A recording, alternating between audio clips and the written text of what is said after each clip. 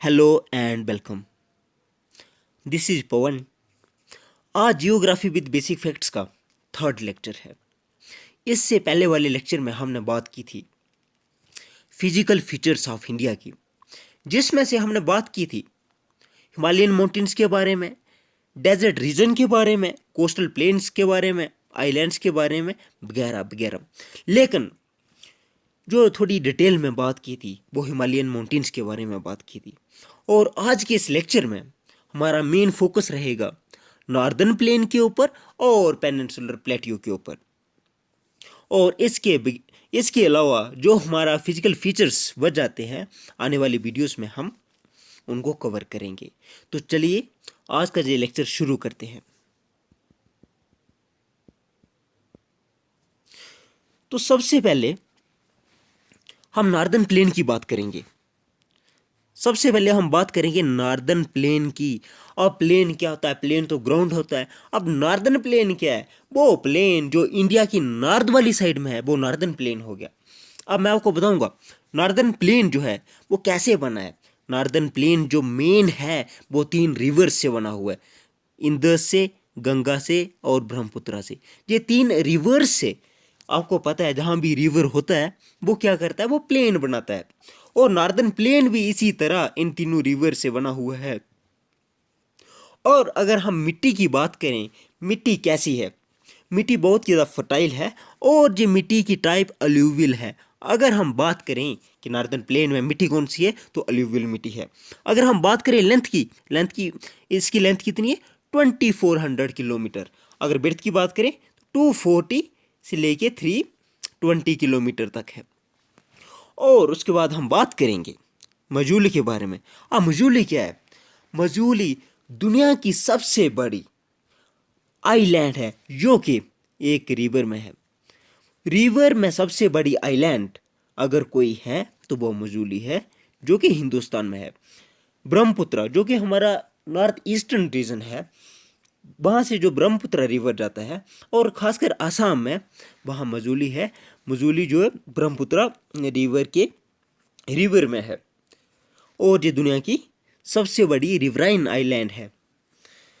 और अगर हम बात करें इस नॉर्दर्न प्लेन की तो नॉर्दर्न जो प्लेन है इसको 3 हिस्सों में बांटा गया है। इस तरह से सबसे पहले बात करेंगे हम पंजाब प्लेन की। पंजाब प्लेन, इससे पहले पंजाब प्लेन आ गया। फिर पंजाब प्लेन कैसे बनता है? पंजाब प्लेन बनता है जो इंदस रिवर है और उसकी जो ट्रिब्यूटरीज हैं वो पंजाब प्लेन बनाती हैं। उसके बाद गंगा प्लेन, अब इसके आगे थोड़ी गंगा बहती है तो ये गंगा प्लेन बन गया। और उसके बाद नॉर्दर्न ईस्टर्न वाली साइड में ब्रह्मपुत्र बहती है तो ये असम में क्या करती है, ये प्लेन बनाती है। और इस तरह से नॉर्दर्न प्लेन को हम 3 सेक्शंस में डिवाइड करते हैं, इनकी डिविजन्स करते हैं 3 सेक्शन में। और यही नहीं बल्कि हम नॉर्दर्न प्लेन को इसके फीचर्स के बेसिस पे भी, जो फीचर्स हैं इनके बेसिस पे भी हम इसको डिवाइड करते हैं, क्योंकि जो नॉर्दर्न प्लेन है ये सेम नहीं है। ये पूरी तरह, ये जो है पूरा सेम नहीं है। इसमें बहुत सारी वेरिएशंस हैं और वेरिएशन के बेसिस पे हम इसको और डिवाइड करते हैं। और हम डिवाइड करते हैं भाबर में, तराई में, बंगर में और खादर में। अब जो भाबर क्या होता है, तराई क्या होता है, बंगर क्या होता है, खादर क्या होता है, जी मैं आपको आगे बताऊंगा, जी मैं अभी बताऊंगा आपको। उसके बाद हम बात करने वाले हैं पेनिनसुलर प्लेट्यू की। हम अभी बात करेंगे with pictures, with maps. Peninsular plateau क्या होता है? पेनिनसुलर प्लेट्यू, सबसे पहले मैं आपको बात बताऊं पेनिनसुला होता क्या है। वो जमीन जिसके 3 साइड जो पानी से घिरे हुए हों, जैसा कि आप इंडिया में देखते हैं, इंडिया का मैप देखते हो और इंडिया का मैप कुछ नीचे से इस तरह का बना हुआ है। इंडिया का मैप नीचे से कुछ इस तरह का बना हुआ है जिसमें हमें दिखता है कि इंडिया की तीनों साइड क्या है, नीचे से पानी है, ओशन है। और इसीलिए हम इसको बोलते हैं पेनिनसुलर साइड। और जो पेनिनसुलर इंडिया भी बोलते हैं इसको हम। और पेनिनसुलर प्लेट्यू क्या है, मतलब वो प्लेट्यू जो पेनिनसुलर वाली साइड है, नीचे वाली साइड जो प्लेट्यू है इसको हम बोलते हैं पेनिनसुलर। तो मैंने आपको बताया कि पेनिनसुलर प्लेट्यू क्या होता है। आप देखिए जी, अगर हम पूरे इंडिया को देखें तो इंडिया का जो सौदर्न वाला पार्ट है, जो हाफ से नीचे वाला पार्ट है, वो तो पूरा पेनिनसुलर जैसा ही दिखता है। इसलिए जहाँ पे जो पेनिनसुलर प्लेट्यू है हम उसकी बात करेंगे। तो पेनिनसुलर प्लेट्यू कैसे बना है, तो ये breaking and drifting of Gondwana land की वजह से जो पेनिनसुलर प्लेट्यू बना है। अब देखिए, एक कंसेप्ट है, एक थ्योरी है, जिसके अकॉर्डिंग क्या ये थ्योरी क्या बोलती है कि पहले जो ज़मीन थी इसका एक ही टुकड़ा था, आहिस्ता आहिस्ता इसमें थोड़े से फॉल्ट्स आते गए, ये ड्रिफ्ट होती गई साइड पे, तो आधी होगी इस तरह से, फिर आहिस्ता आहिस्ता आहिस्ता इसके अभी 7 टुकड़े बन गए। ये कुछ कंसेप्ट है इसका, अभी मैं सारा नहीं बता सकता, लेकिन ये थोड़ा बताऊंगा कि गोंडवाना लैंड क्या थी और ये क्या थ्योरी थी और इस थ्योरी में क्या बोलते हैं। तो ये बोलते हैं, ये पेनिनसुलर प्लेट्यू क्या बोलते हैं कि ये जो एक टुकड़ा था, गोंडवाना लैंड था, इसके ब्रेक होने से और इसके ड्रिफ्ट होने से पेनिनसुलर प्लेट्यू बना है। इसके बाद मैं आपको बताऊंगा कि प्लेट्यू की 2 डिविजन्स हैं। इसके बाद हम बात करेंगे प्लेट्यू की 2 डिविजन्स हैं, डेक्कन प्लेट्यू और सेंट्रल हाईलैंड, 2 प्लेट्यूज हैं। और मैं बात करूंगा नर्मदा एक रिवर है। नर्मदा जो रिवर है, जो वैली है नर्मदा, वो डिवाइड करती है। डिवाइड जैसे जे नर्मदा जे वैली आ गई, जा रिवर आ गया, तो जो ऊपर वाली साइड है जे सेंट्रल हाईलैंड्स है, और जो नीचे वाली साइड है वो क्या है, उसको बोलते हैं हम डेक्कन प्लेट्यू। तो इसलिए नर्मदा रिवर जो है, या नर्मदा वैली जो है, वो क्या काम करती है, वो एक ऐसे डिवीज़न का काम करती है। उसके बाद मैं बात करूंगा छोटे नागपुर प्लेट्यू की भी बात करूंगा, सेंट्रल हाईलैंड की बात करूंगा, और मैं बात करूंगा कि चंबल, सिंध, बेतवा और केन, ये जो रिवर हैं, ये कहाँ से फ्लो करती है और किस तरफ फ्लो करती है।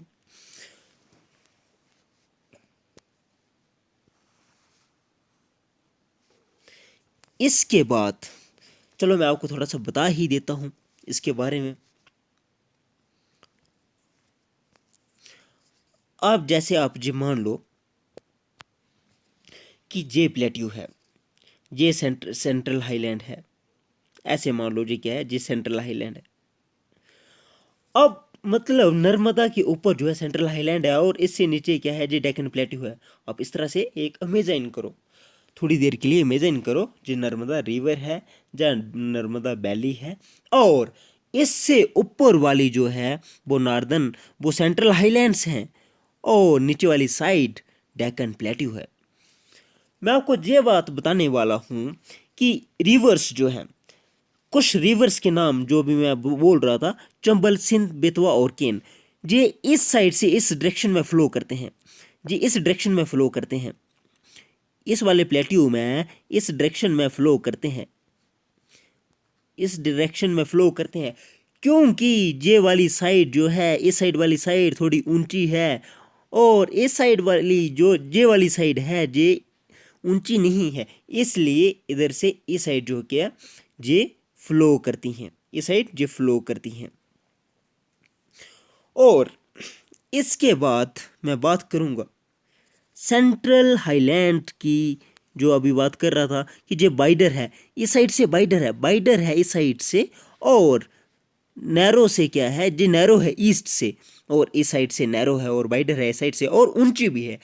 इसी वजह से इस साइड से इस साइड जो है फ्लो होती है रिवर्स। छोटा नागपुर प्लेट्यू जो है, अगर हम बात करें तो इसके इस साइड जो है, सेंट्रल हाईलैंड के इस साइड जो है क्या है, छोटा नागपुर प्लेट्यू है। छोटा नागपुर प्लेट्यू क्या है, सेंट्रल हाईलैंड की थोड़ी सी एक्सटेंशन है, ईस्टवर्ड की एक्सटेंशन है छोटा नागपुर प्लेट्यू। इसके बाद हम बात करेंगे डेक्कन प्लेट्यू की। अब डेक्कन प्लेट्यू क्या है, डेक्कन प्लेट्यू जैसे मैंने आपको बताया, नर्मदा वैली या नर्मदा रिवर ऐसे मान लो, तो ऊपर वाला सेंट्रल हाईलैंड हो गया और नीचे वाला डेक्कन प्लेट्यू होगा। और डेक्कन प्लेट्यू क्या है, ये ट्राइंगल है, इस तरह से है कुछ, लेकिन नीचे वाली साइड बना हुआ है इसका ट्राइंगल। ये कुछ इस तरह का बना हुआ है डेक्कन प्लेट्यू। और Deccan plateau triangle land mass है और नर्मदा की सोध में है और हायर बेस्ट वर्ड है, बेस्ट वर्ड में ऊंचा है। और बेस्ट वर्ड कौन सा हो गया, इस साइड वाला, इस साइड क्या है, ऊंचा है, और इस साइड क्या है, थोड़ा सा जेंटली स्लोप है इसका। और एक्सटेंशन की बात करें हम इसकी, हम डेक्कन प्लेट्यू की एक्सटेंशन की बात करें तो अगर हम नॉर्थ इंडिया को, नॉर्थ ईस्टर्न इंडिया को अपने माइंड में लाएं तो इसकी एक्सटेंशन हमें थोड़ी बहुत उधर भी मिलेगी। और मैं आपको बताऊंगा कि इसकी एक्सटेंशन जो है मेघालय में है और वो किस नाम से है। मुझे थोड़ा सा रब करने दो, उसके बाद मैं आपको बताता हूँ।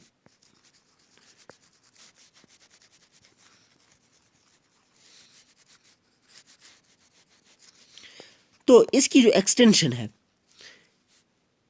और जो मेघालय में डेक्कन प्लेट्यू की एक्सटेंशन है, इसका नाम है Karbi Anglong, Karbi Anglong plateau and north Cachar hills.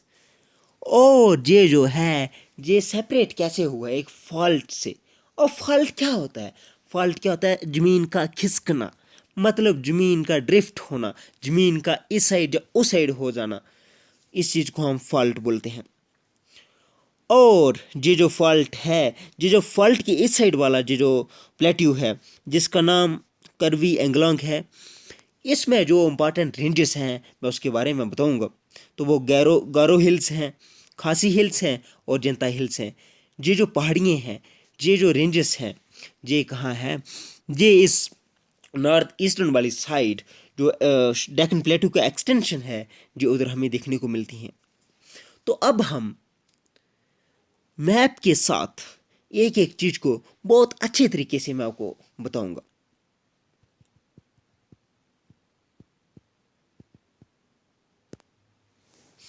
देखिए जी, मैंने आपको बताया था कि जे वाला साइड जो है, जे वाला साइड जो है,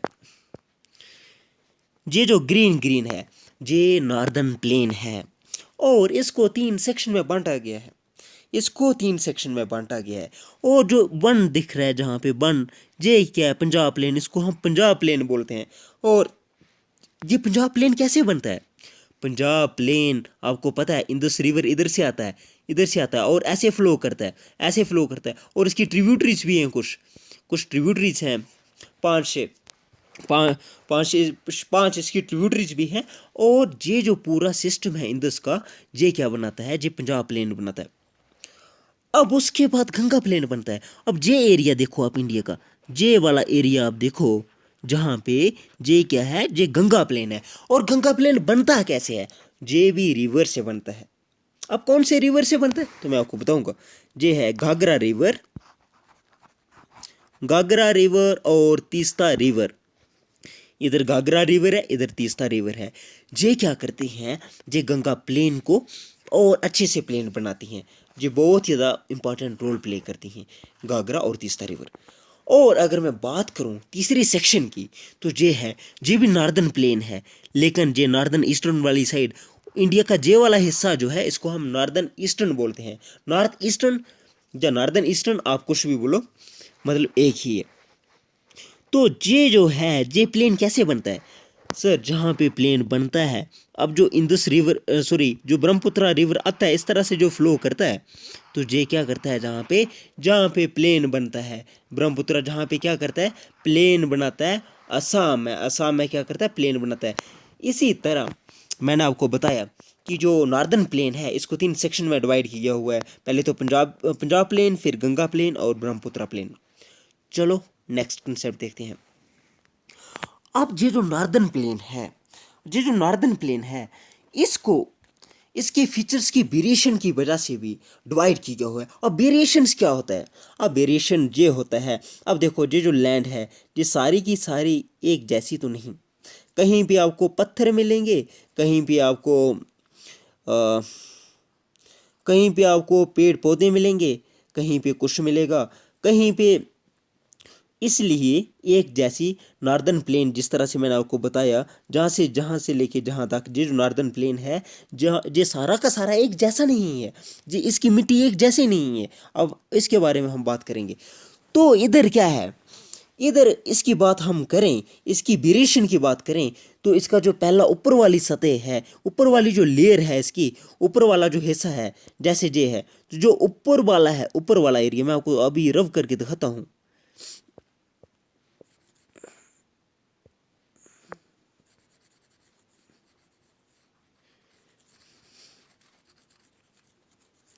तो मैं अभी बताऊंगा आपको, मैं आपको बताऊंगा जहाँ पे कि अब ये जो है ना, इसको और डिवाइड किया है क्योंकि इसमें वेरिएशन है, 1 2 3 जो है, ये पूरा नॉर्दर्न प्लेन जो है, इसमें क्या है, इसमें वेरिएशंस हैं, ये सेम नहीं है, इसकी ज़मीन सेम नहीं है।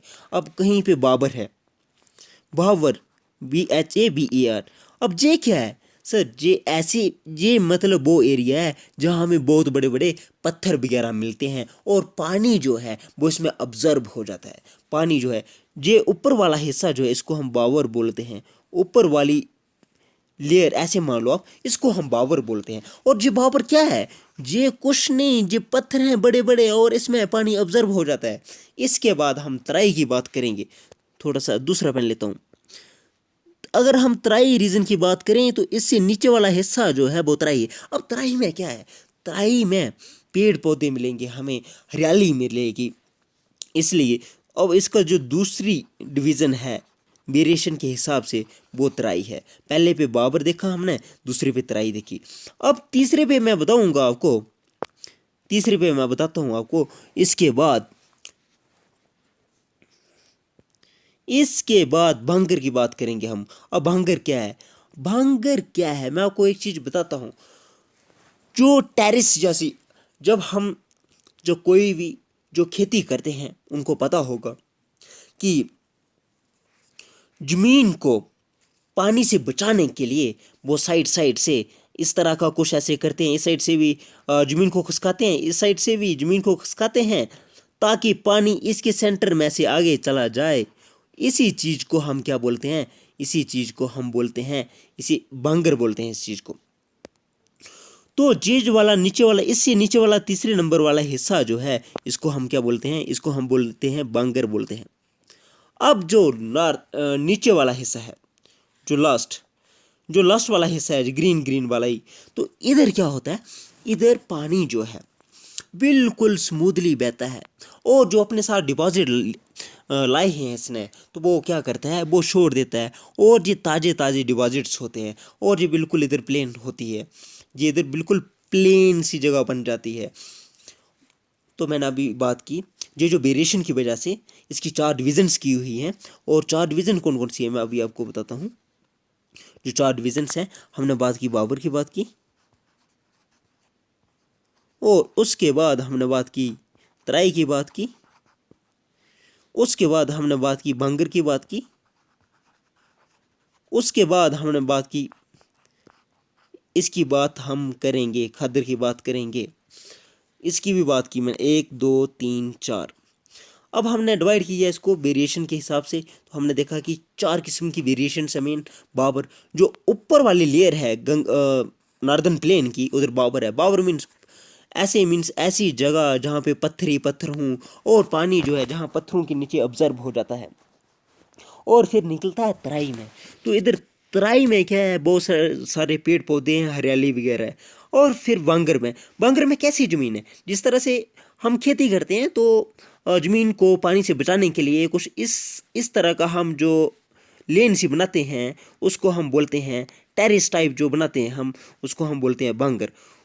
और सबसे लास्ट खादर क्या है, खादर जब पानी क्या करता है, बिल्कुल प्लेन में ऐसे बहता है, और वो अपना जो है साथ में जो भी डिपॉजिट वगैरह उसने लाया होता है, तो उस डिपॉजिट को वो डाल देता है और जे खादर बनाता है, और सिल्ट वगैरह जो भी उसने साइल वगैरह लाई होती है पीछे से, उसको इधर डिपॉजिट करता है, और इसी चीज़ को हम खादर बोलते हैं। अब देखेंगे जहाँ पे, जे मैं बताऊंगा आपको जे क्या है, इस चीज़ को हम बोलते हैं, इस चीज़ को हम बोलते हैं तराई रीजन। तराई रीजन इस तरह का होता है, इसी चीज़ को हम तराई बोलते हैं। 19 मिनट्स हो गए, इसी चीज़ को हम तराई रीजन बोलते हैं। अब मैं जे बताऊंगा जे क्या है। अब जे देखो, जे बिल्कुल फ्रेश फ्रेश हई लाई हुई है और पानी प्लेन में बह रहा है, और इस चीज़ को हम खादर बोलते हैं, इस चीज़ को हम खादर बोलते हैं। अब ये क्या है, मैंने बात की थी, मैंने आपको बताया था कि जो डेक्कन प्लेट्यू है, डेक्कन प्लेट्यू की एक एक्सटेंशन हमारे नॉर्दर्न ईस्टर्न वाली साइड भी मिलेगी। और नॉर्दर्न ईस्टर्न कहाँ मिलेगी, नॉर्दर्न ईस्टर्न में असम में मिलेगी, और जिसका नाम क्या है, जिसका नाम कर्वी एंगलोंग है, जिसका नाम क्या है, कर्वी एंगलोंग, एंगलोंग प्लेट्यू। मैं आपको इमेज में दिखा देता हूँ, अगर कहीं इंडिया का मैप मिलेगा तो इधर जैसे है, और कर्वी एंगलोंग प्लेट्यू है, और ये डेक्कन प्लेट्यू की क्या है, एक्सटेंशन है, ये डेक्कन प्लेट्यू की एक्सटेंशन है। और ये ये कैसे हुआ है, मतलब कैसे एक्सटेंशन है, ये फॉल्ट की वजह से। और जो फॉल्ट क्या होता है, फॉल्ट कुछ नहीं बल्कि ड्रिफ्ट होना, जमीन का खिसकना, थोड़ा सा साइड पे हो जाना, इस चीज को हम फॉल्ट बोलते हैं।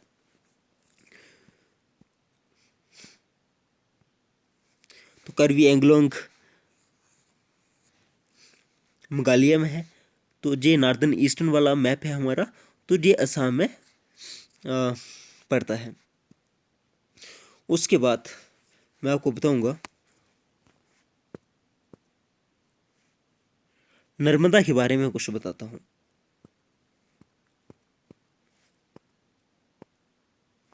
नर्मदा रिवर के बारे में थोड़ा सा पढ़ते हैं। तो